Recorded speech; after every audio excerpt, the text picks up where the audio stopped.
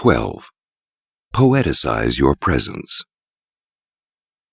We all have a self-image that is more flattering than the truth. We think of ourselves as more generous, selfless, honest, kindly, intelligent, or good-looking than in fact we are. It is extremely difficult for us to be honest with ourselves about our own limitations. We have a desperate need to idealize ourselves.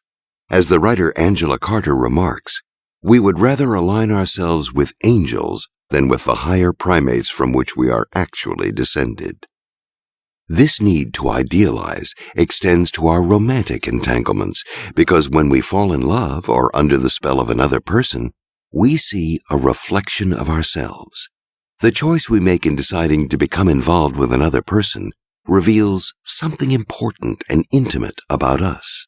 We resist seeing ourselves as having fallen for someone who is cheap or tacky or tasteless because it reflects badly on who we are. Furthermore, we are often likely to fall for someone who resembles us in some way.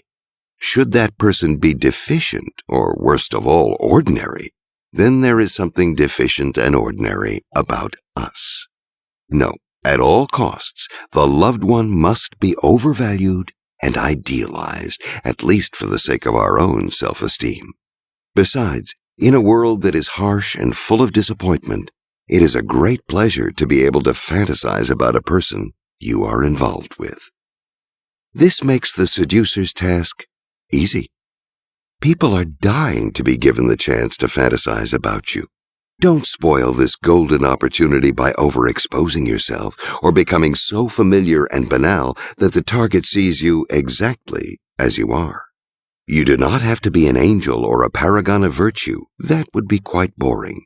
You can be dangerous, naughty, even somewhat vulgar, depending on the tastes of your victim. But never be ordinary or limited. In poetry, as opposed to reality, anything is possible. Soon after we fall under a person's spell, we form an image in our minds of who they are and what pleasures they might offer.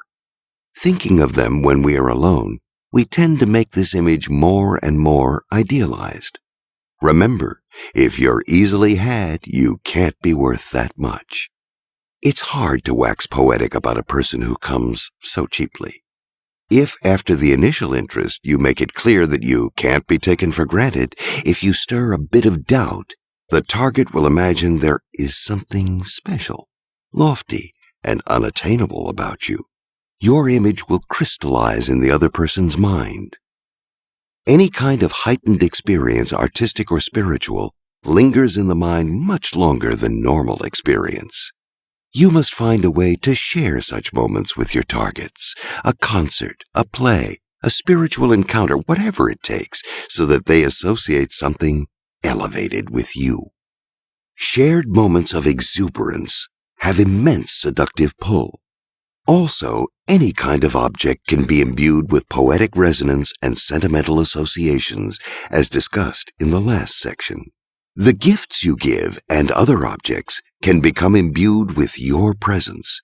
If they are associated with pleasant memories, the sight of them keeps you in mind and accelerates the poeticization process. Although it is said that absence makes the heart grow fonder, an absence too early will prove deadly to the crystallization process.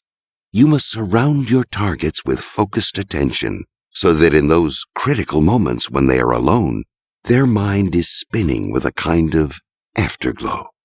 Do everything you can to keep the target thinking about you.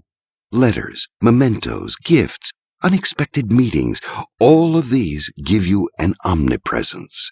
Everything must remind them of you.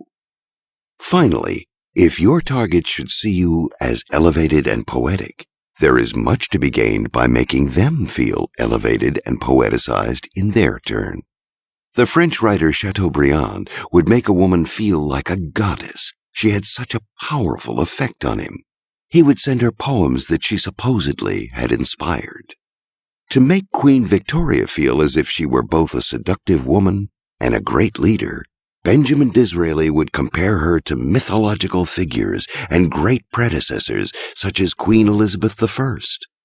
By idealizing your targets this way, you will make them idealize you in return, since you must be equally great to be able to appreciate and see all of their fine qualities.